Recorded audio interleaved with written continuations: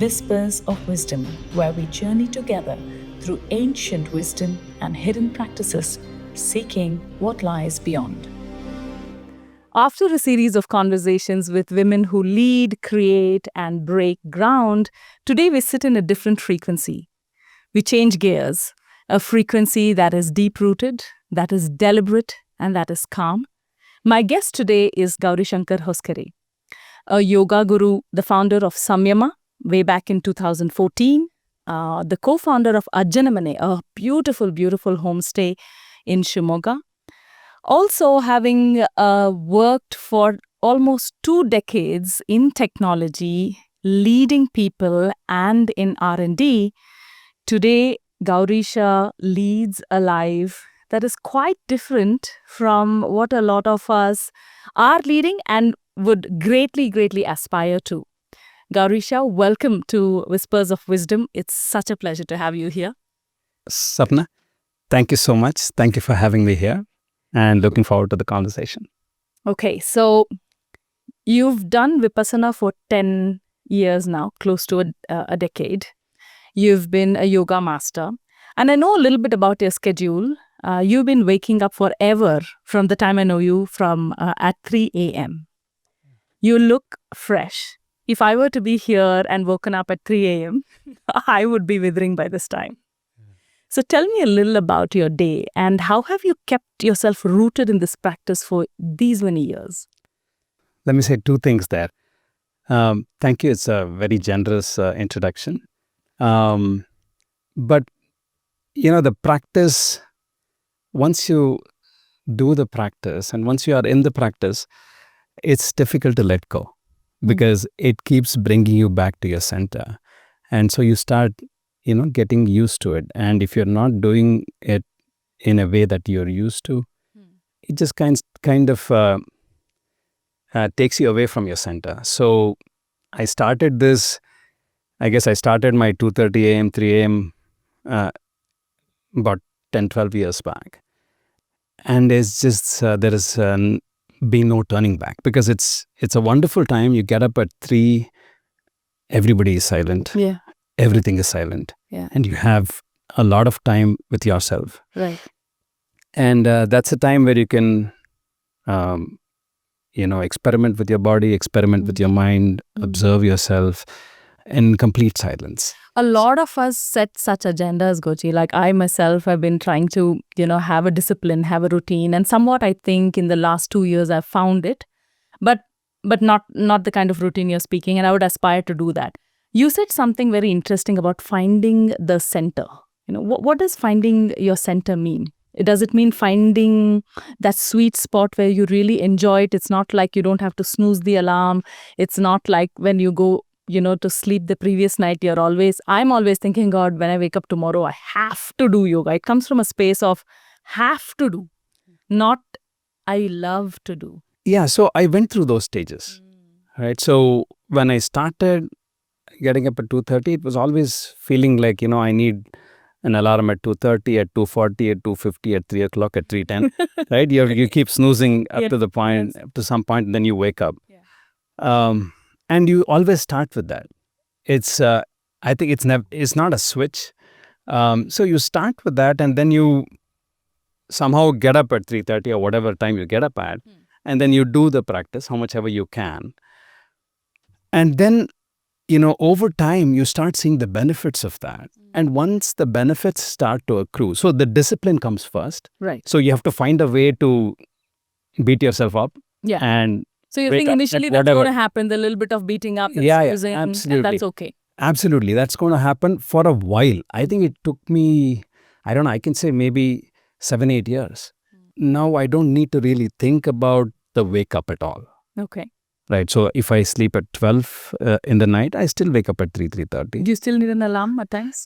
I still need an alarm. So I still have an alarm. So sometimes when I'm very tired, I've worked in the evening as well. Yeah. I may not get up on my own at 3, but I generally be in class by 4:30. So I have to, if I were doing yoga just for myself on my own, I would probably not keep an alarm. So when I have off time, when I'm not teaching, right, I don't switch the alarm on. So I leave it One day it may be 3 o'clock, one day it may be 3:30, one day it may be 3:45, one day it may be 5:30 also. Are there days when you don't feel like it? Does it happen? Don't feel like?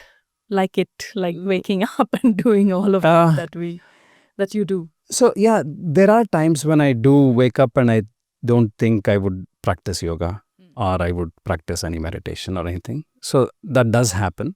So now I just take it, even the practice of yoga itself, the way I practice now is much more just what happens in the present moment. So prior, when I was building the discipline, it would be a series, it would be specific asanas, it would be that, okay, you have to do this much. But now it's not that. Okay, I'm feeling a little bit tired or I'm feeling more energetic. Right. So my practice adjusts to it. Okay. So once you have a handle on the practice and a handle on what it's doing for you, you can let the practice that is good for that day come in. And so that's what changes. So there are times when I do a practice and then I still do something else in the afternoon because I just feel I have energy to do it. Right. And some days I struggle. It's a 1 hour of war with me and myself on the mat, and both happen. Yeah. So even now both happen. So it's not like today. It's just like it's all smooth sailing. It doesn't happen like that. It's not, at least at the current level of practice. Yeah, it's very comforting to hear from somebody who's done this for 2-3 decades. To hear that it happens, that battle happens, and sometimes there are days when you don't feel like it. Yeah. You also mentioned something just now. You said, for me, yoga is in the present moment, right? It's not just asanas. So how does it show up to you in your life, in your work, in your interactions with people, even now? Yeah. So, well, the way it shows up, or the way I would like it to show up, or the way I feel, okay, I'm doing yoga, is when I'm able to consider everyone around me. So we are generally selfish. Yeah. So we are looking for what we want. Always. So when I feel I want to get up at 3 a.m. in the morning, and then I have a plan. I'm saying, okay, I need to be in bed at 8:30. But something happens at home, maybe, we want to go out for a walk or maybe a movie or whatever it is. And then the 8:30 is broken. Yes. Right? Now, there are two ways to approach it. And one is to say, okay, I need to go to bed at 8:30 because I need to be up at 3 and the whole world needs to listen to me. Yeah. All right? Because I'm teaching. Right? And the other way is to practice yoga, is to say, okay, I'm with the people right now. And this is the need of the moment. Right. And we'll find a way to get up at 3. And I've never had trouble with that. So it's to find the yoga in the moment that you are, not to try and find yoga the next morning. So when you find yoga where you are, you'll find it when you get up in the morning as well. Wow. That deeply touched me. But I also feel like it'll take a while before we come to that kind of fullness and maturity to be in that moment and say, I'll find my yoga the next day. But right now I'm finding it as I go through this. Yeah. Because to me, of course, I love the asana practice. It's just something that I relate to. But it's never been a goal. The goal is to just try to get better as a person. Try to see how I can lead a life that's less interfering with the world around me. That it's more in sync, it's more flowing. Okay, I flow in whatever way I can with the people around me. Yeah. And sometimes the tugs are on the other side, sometimes I'm tugging. So whatever, we're trying to maintain some kind of a balance. Right. And I feel that is yoga. And that is, at least that is what I interpret Vipassana especially. And that's where I got it from. Yeah. Okay. This whole thing, I got it from the Vipassana practice of awareness of breath. Beautiful. And awareness of the current moment. I'm going to spend a lot of time talking about Vipassana because I have so many questions about it. But before that, back to yoga. So you're saying it's not some fancy asana. It's not about how flexible I am and how good my stretches and, splits are. It's about finding it in the moment. The other thing that I have seen people battle, and I have personally battled, is this role of being a teacher. Yeah. Because if you're leading a class and if you have mastery over something and if you've done it over and over and again, there is a little bit of a spiritual ego that I find catching myself as well in some moments. Because I know it, I've been there, I've done that, I work harder than others, I have a discipline, I'm committed. And that sometimes is somehow very counterproductive to what the ultimate goal is. Yeah. How do you deal with that spiritual ego? Does it show up as well? Well, you have to ask my students if it probably shows up. But is it a thing? Is there something called a spiritual ego?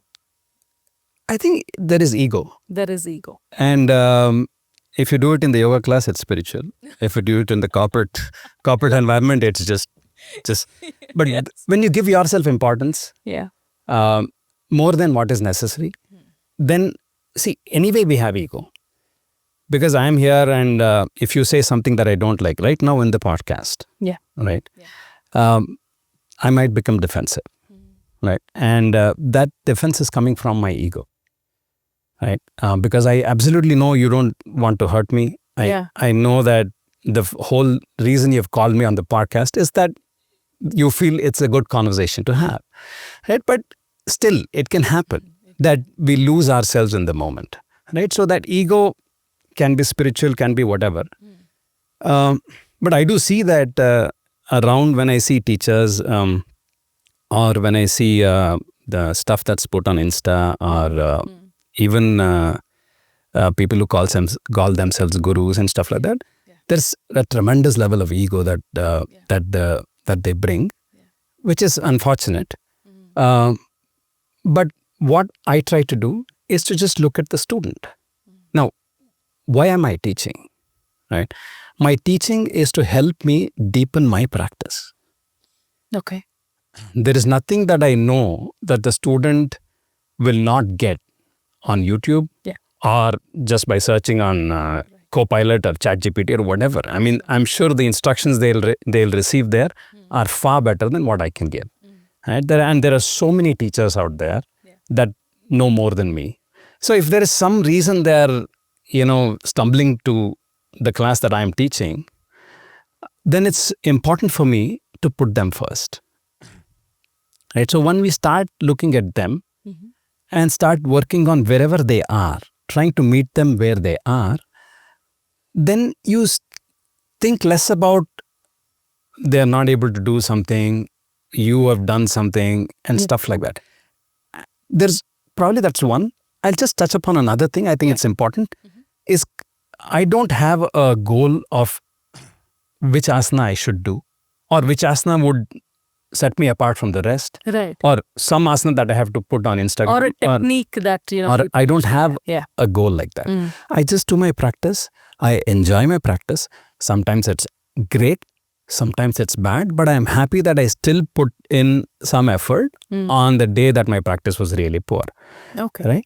And sometimes 5 minutes into my practice, it just transforms and becomes so beautiful. Sometimes I'm like, my first Surya Namaskar, I struggle. I feel like, maybe today's not the day for practice. And the second one and the third or fourth, I'm already flowing.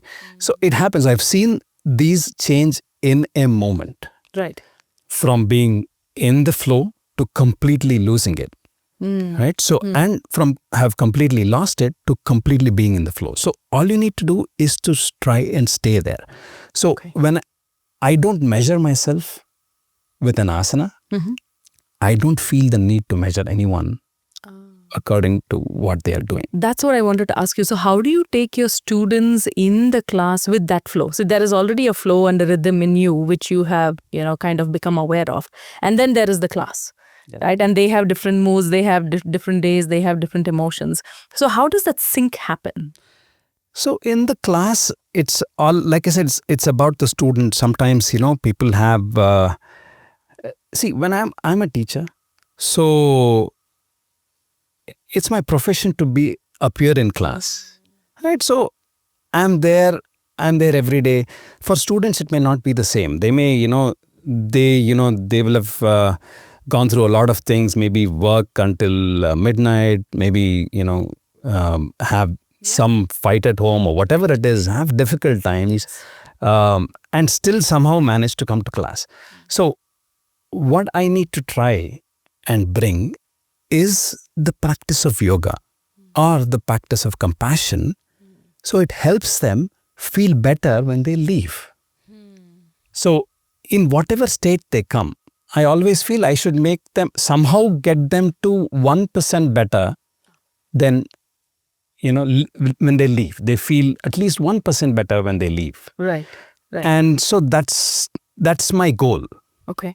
And I try to keep that goal. So, I think that informs what I try to do with the student. What are your thoughts on, teachers pushing? So I have always been experimenting with different yoga masters and going to different teachers and academies. There are different styles, of course, but in most of the places there is a push to go deeper, to get that better stretch, to stay harder. And there are days you're breaking into a sweat, and instead of there is a thing, right? When you do an asana, you have to feel the joy of it. Yeah. There is no joy left in it anymore. There is absolute, pain in that. So what do you feel about,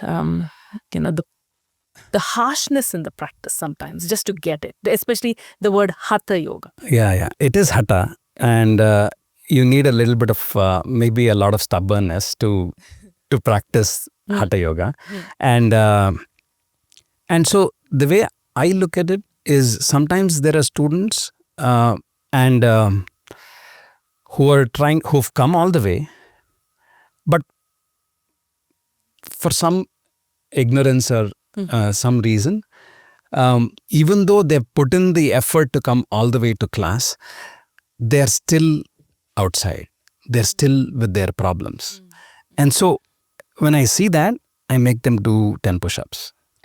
Okay. Right? So you are the last teacher I'm talking about. Well, it's so sometimes people are trying to work too hard.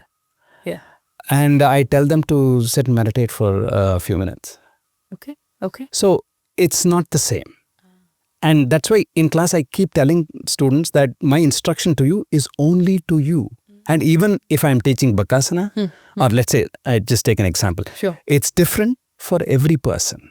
It's not like, okay, there is one technique for it and there's one way to approach it. Some people's arms are stronger, some people's shoulders may need some support. Right. It's different. So they'll have to find an entry with the current strengths that they have. Okay. And it's not the same. It doesn't need to look the same. It just needs to work for that person. So as a teacher, you're super vigilant, and you can truly see, if somebody is overworking themselves, then they may need a break. Or if somebody is carrying, a thought and not in their body, you need to put them back into the body. Absolutely. Once you go to a student, you know everything. It's something that I don't talk about, but you do know. It's difficult. The body cannot hide. The body cannot hide. Yeah. Wow. So tell me, does the body have some wisdom that it continuously keeps informing us of something? And since you have so intimately spent so much time with the body, what wisdom has it whispered to you? So I don't know if it's whispered wisdom. Yeah. There's a lot of pain everywhere. But what you understand is that when you're working, there are so many things that your mind goes through that reflects in your body. And so what you have thought, the conversations that you've had, the food that you've had, the stress that you've had that day, all of that are absorbed in your body. Right. And so they're all stored. Called in Vipassana called sankharas. Okay. Or whatever term you may use, maybe in Sanskrit called samskaras. So they are all stored. Whatever you're going through, whether it's a thought, an action, whatever, they are all stored in some way in your body. So that information is available. And when you do a pose, when you do something, the memory of the pose also comes into play. Okay. You've done that pose before, Right. then you may feel more comfortable. You may be able to go to that pose, maybe even if you're not doing it well. But if I ask you to do a pose that you've never done, and even though I may know that it is well within your reach, you may feel a sense of fear because it's something new. True. So those things I can see when I see a person. I can see, okay, what are the things that they can do, what the body can do, Right. and things like that. So it's not like, I don't see like that I have found anything profound that my body, listening to my body has told me, but simple things that, things change, and things can change very quickly as well. And there may not just be sometimes we feel if I'm not moving well in the morning, it may just be that it was a poor sleep the previous night. Yeah. It may be that I didn't eat well or anything. So we don't have to really, I feel you don't have to really go back and beat yourself up about it. You have to just accept what is happening, and the next day will be different. So it's just more than the wisdom that my body is bringing. I feel whatever my body is bringing, I am trying to find a way to live with it. And that's the wisdom. So you don't have to go against it. You just have to go with it. Go with it. Yeah. If one day you're feeling some pain, you cannot do something, go with it. Give it the rest. Right. Let the intelligence of the body take over. But if you feel this is out of laziness, and if you know that, okay, it's like we went to exams, right? You always have a cold or a fever the day of the exam, right? Because you don't want to go there, Correct. right? Correct. Now, if you know that, then you have to be honest and work with yourself on it. You have to say, okay, next time you show up a cold, I'll still do the practice. It's okay. It may be a bad practice, but I'll still do it because I want to overcome this. Right. But all of us are waiting for that one thing that we want to convince that today is okay not to show up on the mat. Correct. Absolutely. We are always finding something. Yeah. Sometimes we find so many things that we feel, I can only get onto the mat once a year. It should not happen, right? Sometimes personally, me and a lot of my friends as well, the one thing that I catch myself doing is in the name of busyness. Oh, I'm so busy and I'm doing so many productive things and I am all over the place and I'm doing all of that. Because I'm doing all of that, it's okay for me not to do yoga. Yeah. Absolutely. Because this is just one more extra thing that I need to do. Yeah. I'm sure my body understands that it needs rest, and that rest is equal to not be me being on that mat. No, absolutely. No, I think it is good to get that rest. But I would say whenever you're feeling like that, right? I would say just observe your breathing. Right? Yoga is a pose. Correct. Right? Like asana is a pose. And the best way to enter is to not is not in the next moment. The way to enter is in the moment. Okay. When you have the resistance, because now you are building up the system to give you a nice excuse in the morning. Yeah. All right. Now, when you start the build up, when you now at 5:30 in the evening, you're finishing a session where you're coaching people and stuff like that. It's been stressful, it's probably go up till 7 p.m. and then you have to take, whatever to come back home by 9. It's going to be late. You're thinking, okay, maybe tomorrow morning. It's difficult to do yoga. Yes. So there is a 2-hour build up of that for an excuse, right? So what I would suggest anyone to do is the moment they feel, okay, tomorrow I have to do yoga, don't think about it. Right? Just do what you're doing then.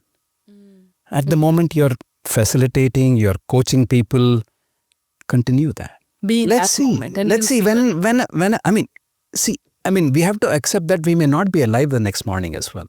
Oh, wow. It's very important to understand that. Keep forgetting that. Yeah. People die in sleep. Yeah. So it's very possible. It's not something that we should.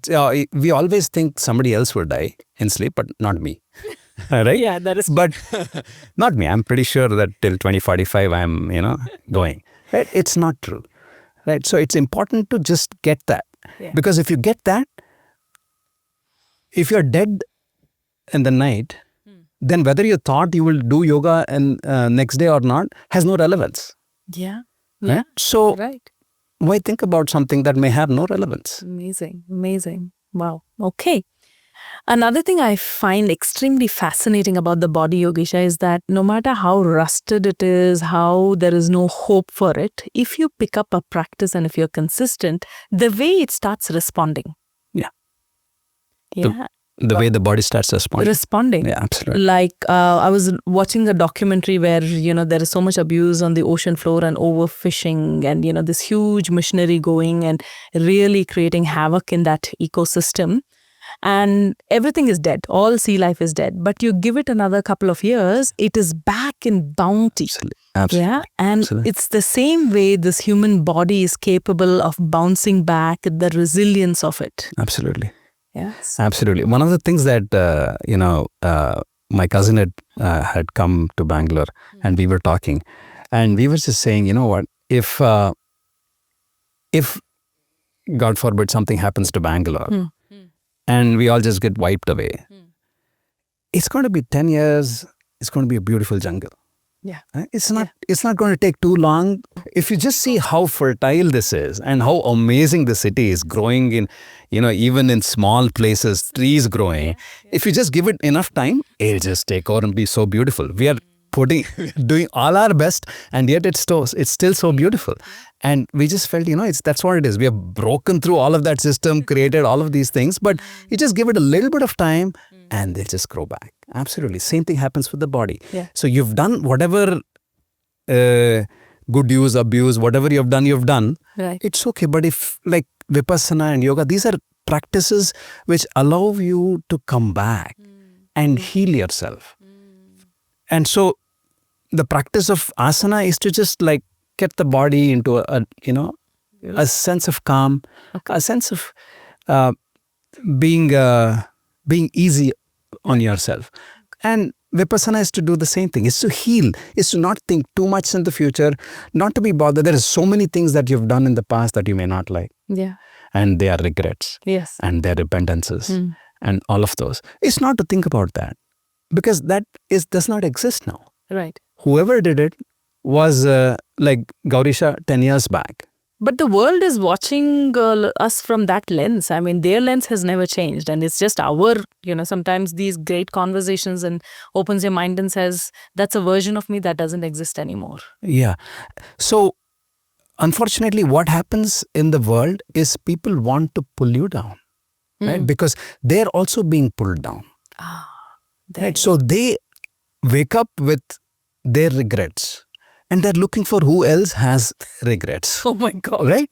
And they're like, okay, weren't you like that the other day, right? Yeah, you said that the other day, right?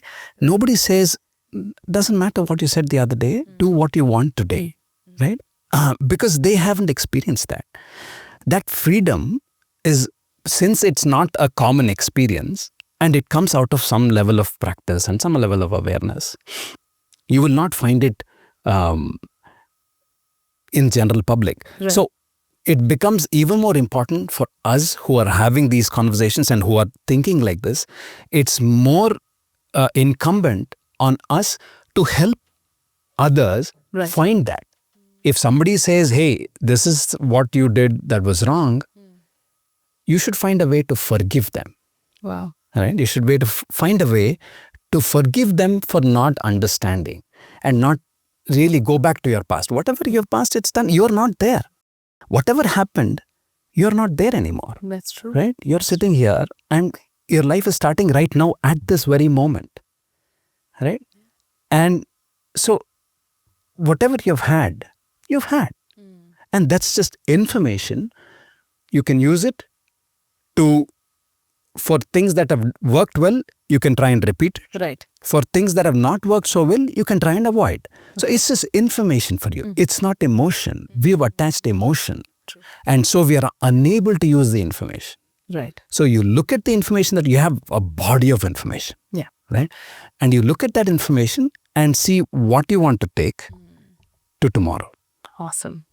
I'm going to ask you about a big topic that a lot of people these days casually use it, but some of them use it with great seriousness. And I'm going to tell you a very short story and then I'll ask you what you think about that.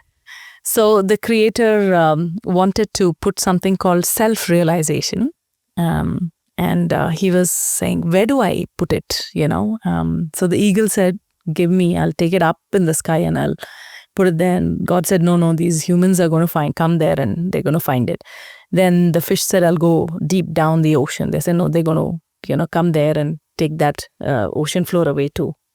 And then after a series of inquiries, the great grandmother who can't see and who can only sense, she says, put it inside them. Yeah. Yeah. So 2 questions. One is, what is your perspective about what is this self-realization? Okay. Is there And the second? The second one is, if it is inside us, how do we get to it? Yeah.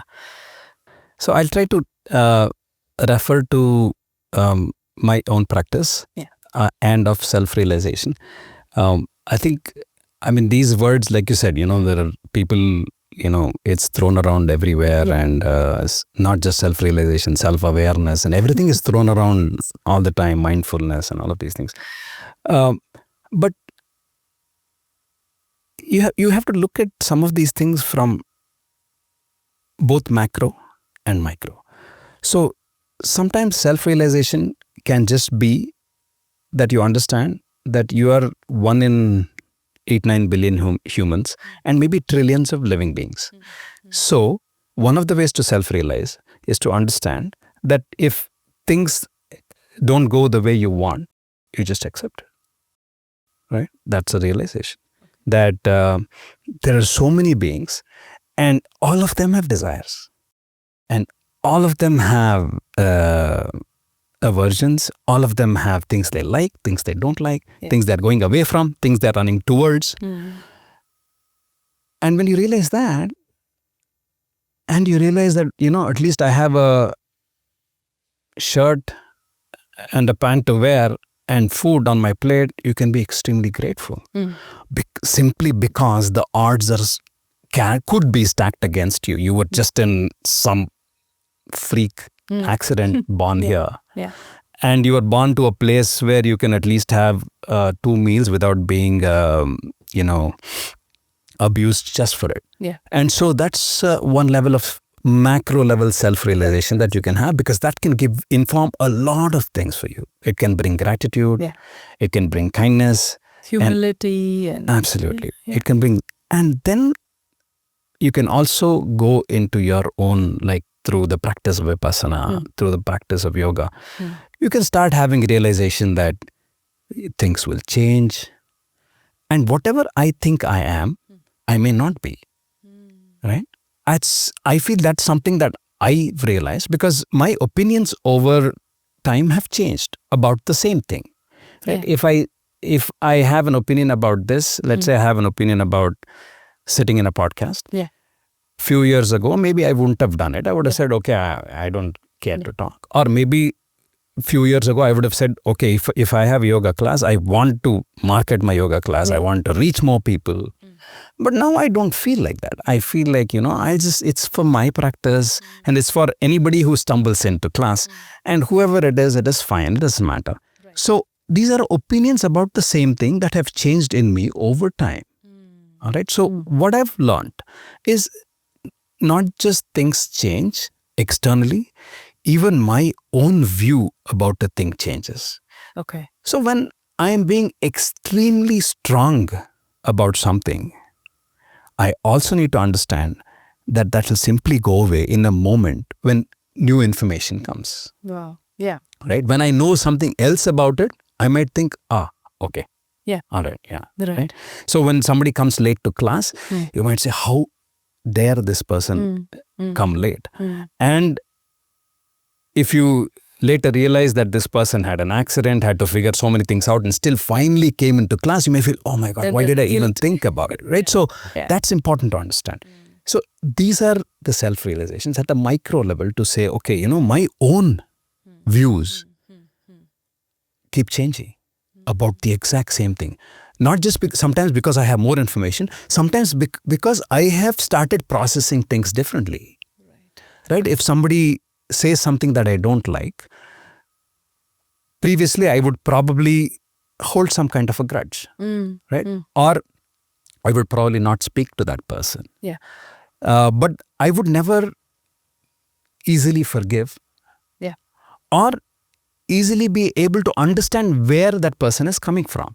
But now You can. I feel like more and more Right. I can. Yeah. So you're saying as a result of self-realization at the micro level, you are able to recognize that other human beings can falter, can make mistakes, that things can go wrong, and I can extend the same kindness that I would at some point to another human being, which I may not otherwise. Yeah, absolutely. And yeah, just those two. And just the other one small thing I want to talk about at the micro level is when you have, let us say I have let's say I have a desire that, and I'll just take myself for an example.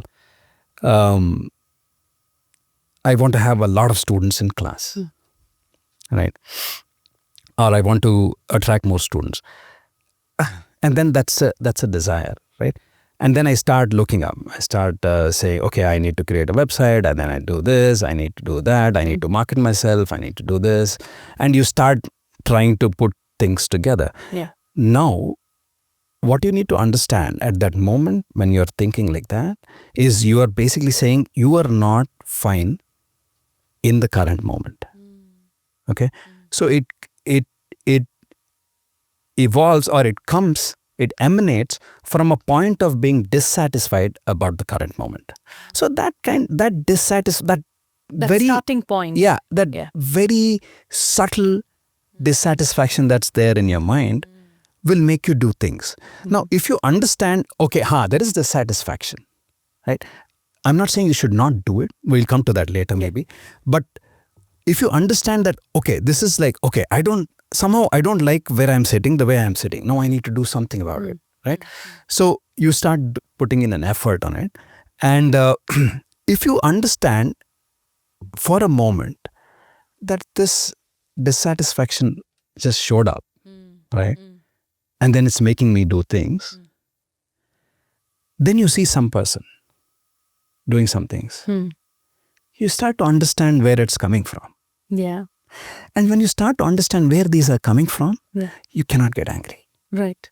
So that's another realization, is that, you start to be more empathetic. To just inclusive, take people Yeah, it's okay. It's okay. I am also dissatisfied in some ways. So if I see some of that outside, it's just like and like. Yeah. It may be dissatisfaction about something. Like one person at home may not like it too salty, right, and you may not like it too sweet. But it's the not like that's the problem. That is true. Right? Yeah. So it's not. So you just have to say, okay, where is the balance about this, right? But it's the not like, which is so. These are kind of realizations that it's more micro. Beautiful. And the other thing that falls under the same window when we talk about realization is the oneness and the separatedness of people or whatever. In many philosophies, there is like, I witness what is inside me in you, and then there's a perspective about we are all one, the same fabric, and we're all those different threads that hang below it. And then there are philosophies where we feel separated, right? So what is true in your perspective? In my perspective, and from what little I understand, I think the oneness is the struggle that all of us are having. Is that where we want to move ultimately? Is that what you're saying? No, is to understand in our daily life, all of us have some struggles and some joys and some troubles, and all of these things keep happening. So in that, not just like when I'm saying us, I'm not referring to just humans. All living beings, like the dogs that I have, they show so much joy and sorrow and everything, right? So all animals do that. When I mean, there was and I'll say this because it's something that's really touched me. I had a rat in our house, and it was in a small corner.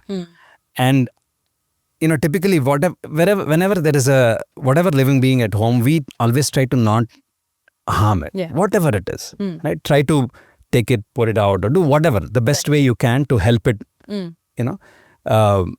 at least help it outside your boundary that you have drawn. So this rat, I had a stick, a long stick, because I'm like, it's once the rat moves around, it's not so like, it's very discomforting, right? It's like so fast and you're like scared. So I was like standing on a stool and I was trying to just poke it to just get it out because I wanted it to find the door so it could go out, right? What happened is when I put the stick, I literally put it so close to it that it could hold the stick, right? Okay. And it made sounds. It was like, it was cursing me, right? So it was so clear that little rat didn't want to be hurt. It was absolutely eye to eye. We were speaking for like, 2 seconds. Right. And so I was like, I'm not going to hurt you. I just want you out of here. Yeah. And, 2-3 nudges later, it found its way and moved on. But that gave me a lesson that everybody here is wanting to not be hurt. Yeah. But we are having a stick in our hand. Right? Wow. So we need to find a way to drop that. Oh, wow. That's really profound. Yeah. I mean, So- especially with the examples So that you shared. I feel this is where we all come together. This is the oneness here, is that all of us are in some pain, and looking for something that will give us some comfort. And so when you are not comfortable, just to think about yourself is going to destroy that fabric of oneness. Right? It separates you. True. But isn't it also the nature of pain that when it is existing, that you feel it's in such HD proportions Yeah. and everything else around you vanishes and it only exists and you become that pain and Absolutely. you can't see that oneness. Absolutely true. I think I told a story and it's beautiful and romantic, but it's not easy to live that. And it's not that I don't cause pain. I cause immense pain to people around me. But the lesson is to try and reduce that. The lesson is to, like you said, it's HD. It's us. But if you are able to look at somebody else and find a way to help someone even when it's difficult for you, you want to sleep right now. Yeah. But if you can do something good to the person next to you at that moment when you're absolutely tired and dead, you will learn a thing. Wow. It's like building a muscle, like a It's building a muscle. It's a training. It's a training. There is no other way you can get to So it. you're not going to get it by sitting and closing your eyes for meditation or doing many pujas or becoming deeply devotional. Well, you can, but after the puja, it's all. But I think the puja is to help at that moment, right? And for me, Vipassana taught me this. Is when you sit through the pain and you overcome that without doing anything, you understand that there is something beyond that and you are projecting a lot of it. And some of it comes from, hey, this is my world. I want to adjust the world to my preference. Beautiful. Right? And that causes that separation. Yeah. So this is a great segue to the topic of Vipassana, Goji. We're going to go dive deeper into that. Yeah. Talking about Vipassana. I know very basic things about Vipassana. It's a 10 days practice. You take a vow of silence and you go through it from morning 4:30 till 9:30. And when I did it, I wanted to run away. I wanted to jump the compounds, gates. I think that's the craziest I've felt in my life. Yeah. And you've done it for years now. Yeah. What happens on day 1 and what happens on day 10? And just for our audience who are watching, if you can introduce what is Vipassana? Yeah, okay. Very technically. Yeah. So, very basic background. Vipassana is a technology that was invented by the Buddha, and he used it to teach people how to understand the current moment, understand the reality of the current moment. Wow. Like, Right. just look at how I said it. 10 days of Yeah. silence. Yeah. Okay. So that's at what Vipassana is. That's Right. the teaching that he gave. Of course, Buddha being Buddha, he did modify it literally to every, like a teacher would do. He would meet the student where the student is. And he would give different variants of it Yeah. to different students. One quick comment from what you've been saying in that, the first half of our conversation and now is like, I'm beginning to understand a good teacher is always giving customized, personalized instructions and not one size fits all. Absolutely. I don't think there is a one size fits all at all. And There are masses and masses, like Buddha was leading masses of people. yes, that's right. How does one really do that? So what you end up doing is, I think you end up approximating the technology to an average and let people experience the first few steps in a standardized way. Okay. And then as they start to walk, you start to guide them. So the initial lessons would probably be similar to everyone. And because you just want to see if they fit, if this is what they want to do, if this is, if this gives them what they're looking for. Absolutely. This is the path that Correct. they want. Absolutely. Yeah. And if once they do that and then they start the walk, then you start walking with them. So that happens a lot. And I would say a good teacher would want to walk with the student and want to help the student walk. And that is where the teacher becomes, that's where the teacher brings his presence, right? So I think that's what happened with the Buddha as well.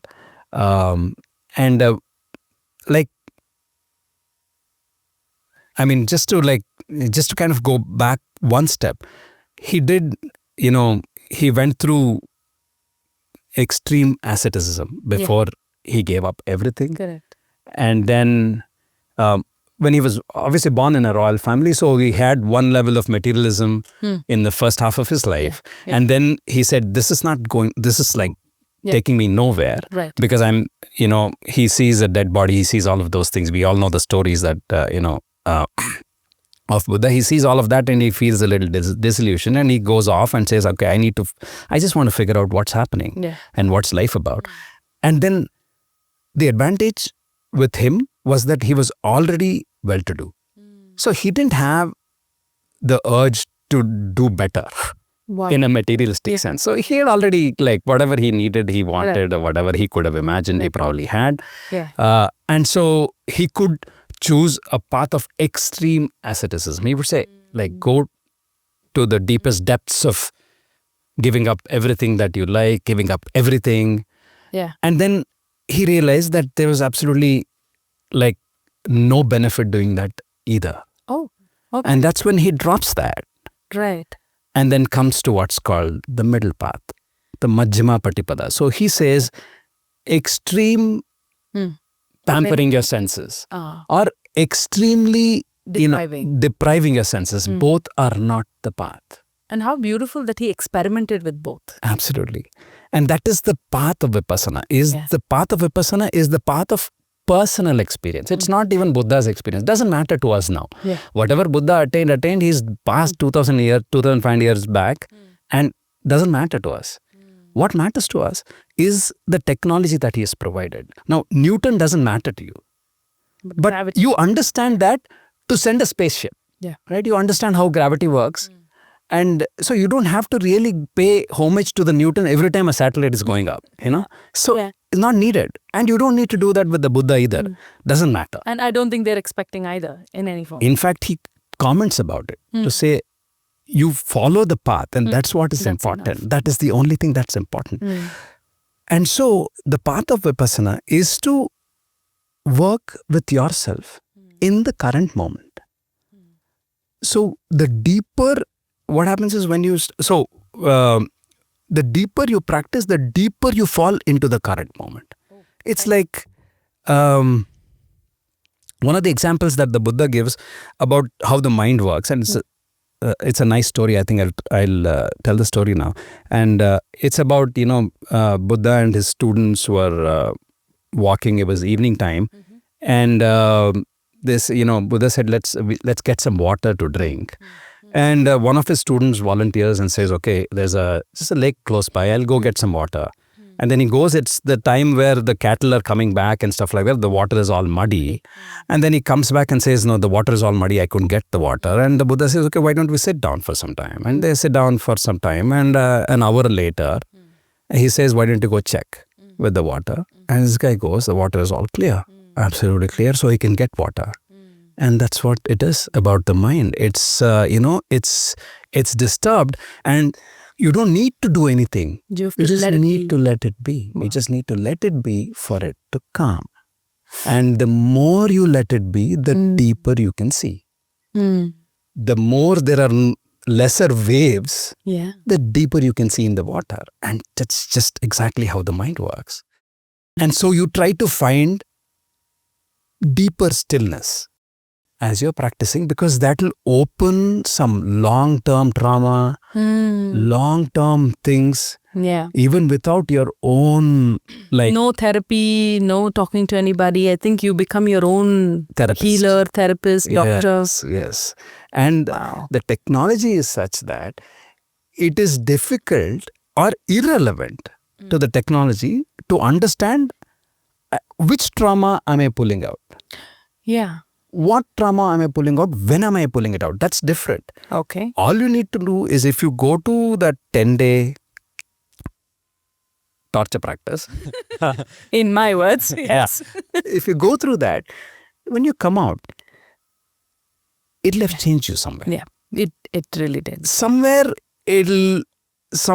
at one moment, somewhere with all that, okay, I want to jump the compound, this, that, somewhere you will have gone between that and sleep, and there will be some moment where your mind will just go, because that calmness will have. Definitely. And then you'll be thinking, oh wow, that maybe I need to experience that one moment. Then you put yourself through that torture. Yeah. Right? Yes. So that's what happens. So it is that. So it is, the 10-day is designed, it's been a design that's supposedly been around for years.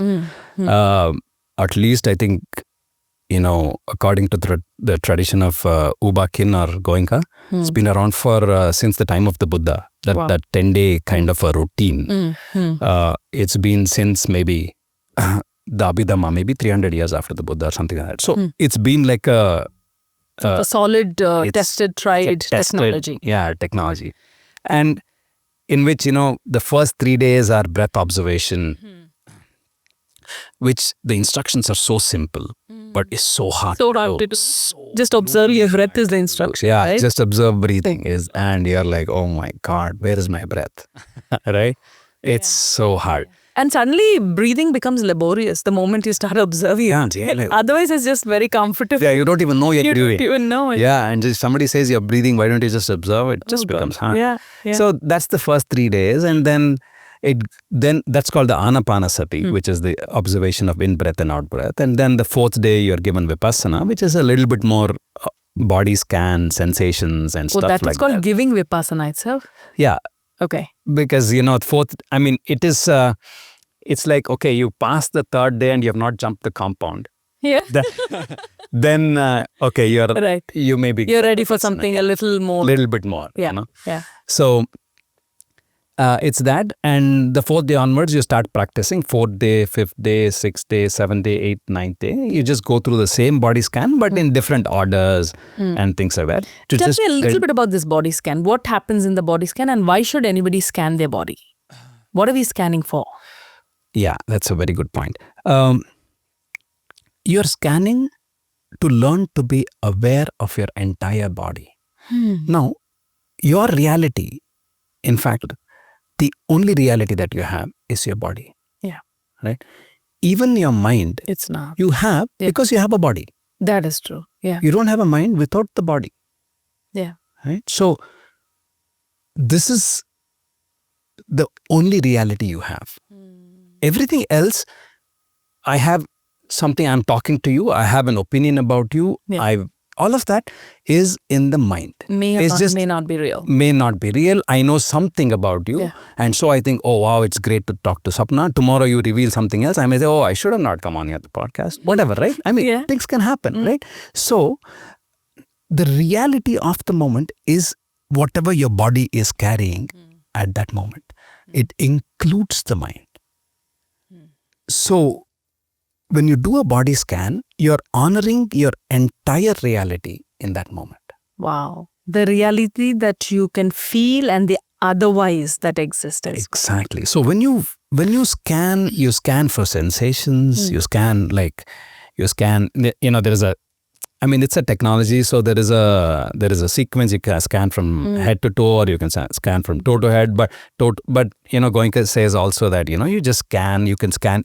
It's just like, when you say in yoga, if you're a beginner, you say start with Surya Namaskar, end with Sirsasana, or end with Utpati, or whatever it is. But then once you understand what it's doing, you can tweak it, you can do whatever, right? You can do the asanas in a sequence that suits you. So it's that. So when you scan, you're scanning for what is happening in your body with your mind. So you have a pain. Let's say you're sitting for some time and a pain arises. Now, when you're scanning, what you're told to do is to observe the pain and move to the next part of the body. Not stay there. You move. You're like, okay. See, I mean, when you're having all, lovely sensations, when you're scanning your head and you're like, it's beautiful, you're moving. Yeah. Yeah. Right? You're not like, right? You're moving. Right. Right? But when you come to the unpleasant part, maybe, something is paining, something. Yeah. You're like, you're tight. Right? You're not letting it go. Yeah. And that's what happens to us. We don't let go our pain. Wow. In life, we don't let go our pain. We are not able to see it like, okay, it's just another thing. I need to move from this. Move past it, even though it exists. It exists. Let it exist. Let it exist. You move past it. And then there is another small thing. When you go a little deeper, you understand that there is pain, and there is just with it, there is a reaction to the pain. Okay.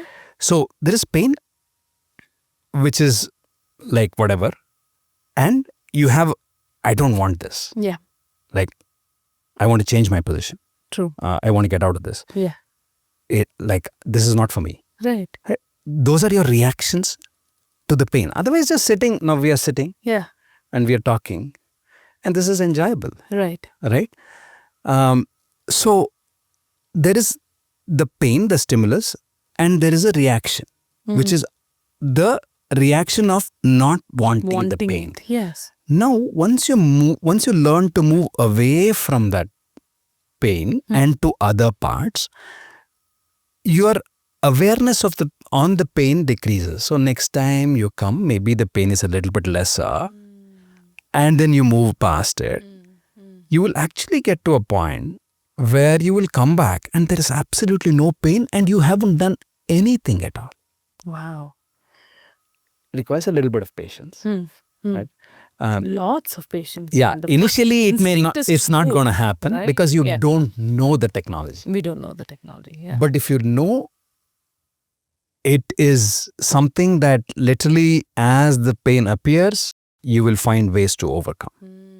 Because now you know that this pain that has come in will pass. It is not permanent, right? Two ways to handle it. One is you can say, okay, the pain is too much, just move. Sometimes the pain is unbearable, just move your leg, come back and move on, right? That's also fine.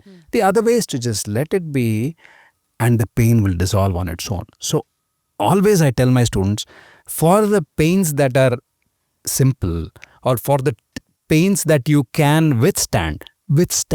Beautiful. Because if there's a mosquito on your hand or somewhere,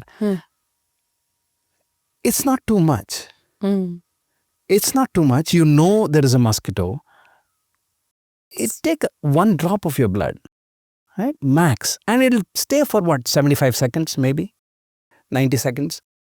And it'll move on. The mosquito has nothing to do with you. It's just looking for its food. Yeah. right? And once it's fed, it'll move on. It'll not try to sit there and keep poking you. It's not a human being. Right. We keep poking people, but mosquitoes don't do that. Yeah. Right? They poke when they need and they move on. And they move. Yeah. So if you when you encounter these kinds of things in your practice, where the pain, at least okay, there is an end time to this. Like when you're sitting, you may feel a little bit numbness here, but like it'll go away. But some pains, maybe when your hip or your thighs, it may stay for long. So, but when you get pain in some of the areas that you feel can go away, right, and just with minor adjustments, they go away, it's good to learn to withstand and teach your mind not to react. Because that's a difficult thing. So the Vipassana practice is just two things. One is awareness, the other is equanimity. Equanimity, okay. That's it. One is to be aware of your body, to be able to find your mind at the tip of your toes and the tip of your head. Because sometimes there are blind portions in your body. You may, if you scan, you may not even find, I know what's happening in my back. Exactly. I have no idea. So that's a blind spot. So with practice, you will at least firstly erode the blind spot. So you have awareness of your body. Beautiful. Firstly. Okay. Because your mind resides everywhere. Right. So if you have a blind spot somewhere, that part of the mind there is inaccessible to you. So you need to build awareness of your body. And then equanimity. Okay. Equanimity is to just say, it's beautiful sitting today, great. Painful sitting today, great. Okay. Wow. Yeah. So that is why it's called the middle path? Yeah. It's like, that's what it is today. It's like it's just today, fantastic. I've had a lovely conversation with you. Right. So I go home happy. Yeah. I don't need to eat today. I'm like superb. Yeah. I'm not feeling hungry. I'm just feeling great. Right. And it's fantastic. But the human condition, Gowrisha, is that we are in the extremes. Like either we are craving to recreate those experiences again, or there is like major aversions. And I've seen a lot of people, even me including, say that I love this and I hate this. Yeah. Yeah. Right? And the whole life is in this cycle of love and hate and love and hate, and in this, in these two different poles. So you're saying there is a way and a technology to be in the center, and which is what you're calling equanimity. Yeah, absolutely. You already described everything that Vipassana is, to say you have desires, and so you already have the awareness that I say I love this and I hate this. All you need to say is, I think I like this. Okay. I used to hate it. I don't know. Yeah. Yeah, you just need to tone We your don't language. need to reserve our opinions of love and hate and make it constant. Just adjusting your language can make a big difference. Yeah. Because it is signaling to the mind what to do. Right. So your language is very important. Absolutely. It helps. Yeah. So when you say, I liked it the last time I saw it, can be a better way to say, I love this. Because what happens is the next time you go there, you really don't love that because something else has happened. We see so much of that in relationships, right? Like a lot of people can't get over a divorce or a breakup. It either tends to become, I hate. Yeah.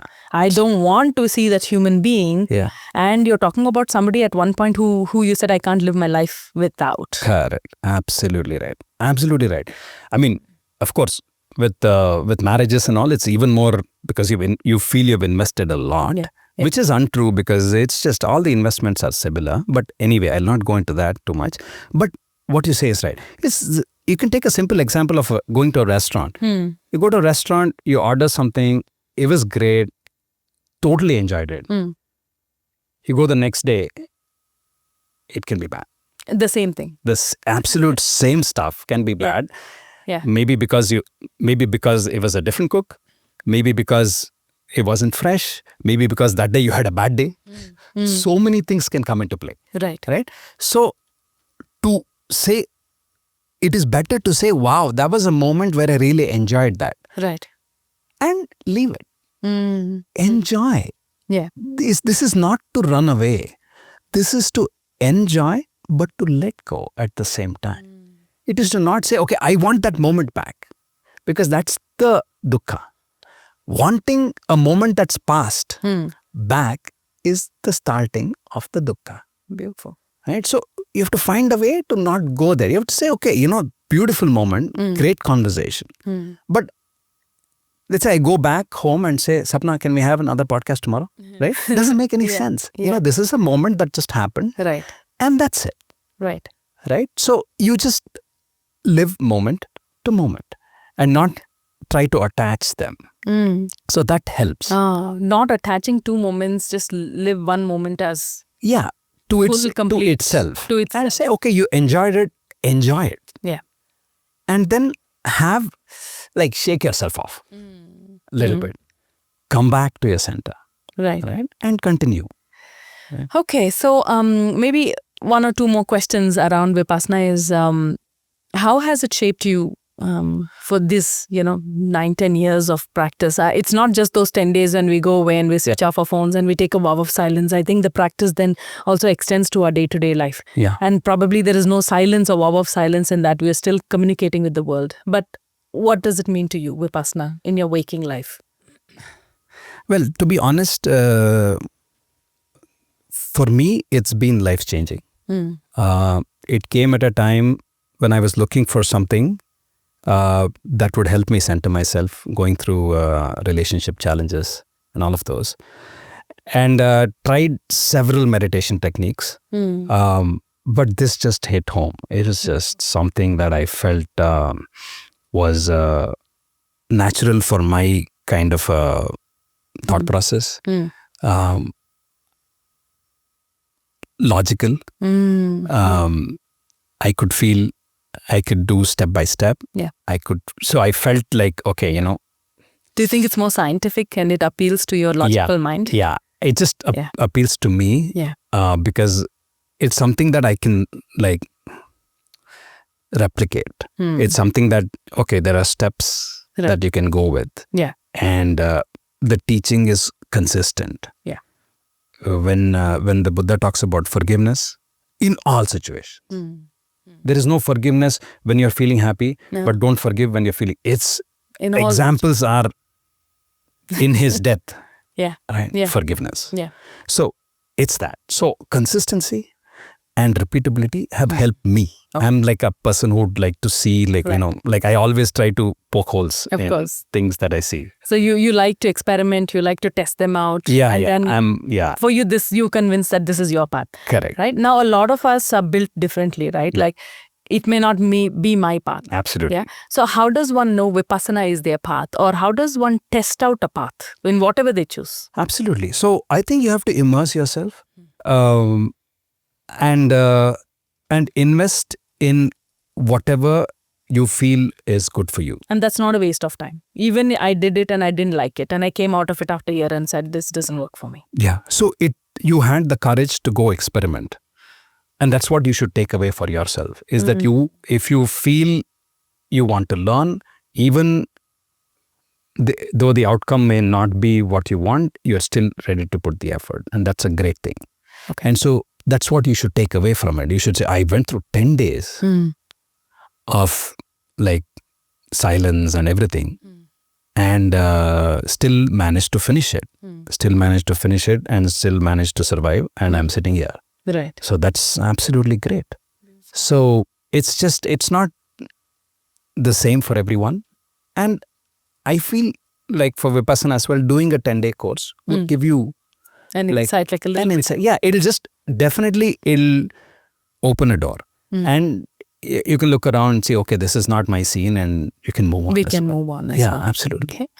And finally, as one final question, if you were to give one whisper of wisdom for people who are in the path, trying to either, gain that control over body or mind or bring that union together, where do we start? I would say you just do it for yourself. Do it for yourself. That's it. I think there is a lot of noise. Sometimes you feel, I want to teach because I want to become a teacher. Yeah. I want to learn this because I want to teach it. Yeah, or I want to do it so that my children will do it, or my family will appreciate me. Absolutely, or I can because I want to show I'm spiritual. Yeah. All of those things.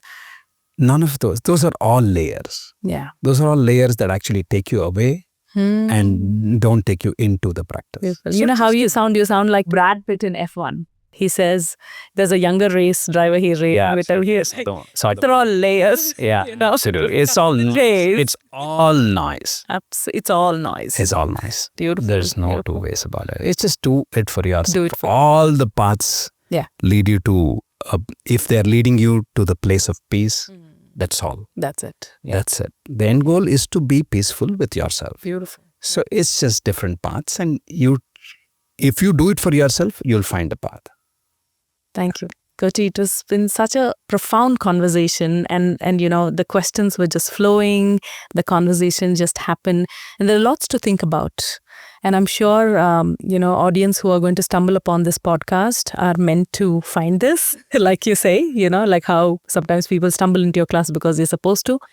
And I personally have had great moments of reflection personally. So thank you for coming and sharing your wisdom with us. Really, It means a lot. Thanks, Apna. Thank you so much for inviting me.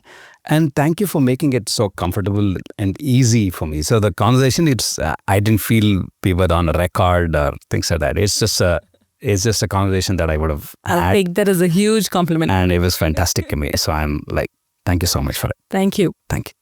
Okay, there you go. So you heard whispers of wisdom, pearls of wisdom. There is so much to unwind and unlock, through this conversation. I'm sure you'll hear it once or maybe twice. Share, like, and subscribe if any of this resonated with you. And I will see you next time in the next episode with another guest.